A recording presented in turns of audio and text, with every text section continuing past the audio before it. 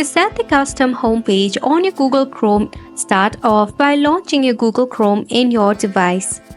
Now in the Chrome, you can tap on the three-dot icon that is in the top right corner.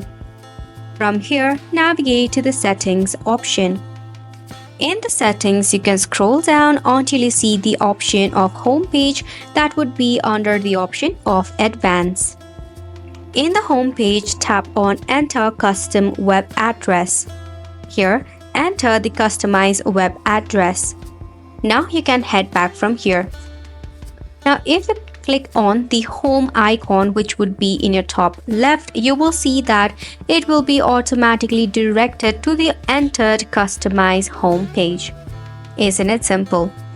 Now if you're facing any of the difficulty regarding the process, make sure to close out all the tabs that could be available before you try on this process. That's it for the video as well. Thank you so much for tuning in.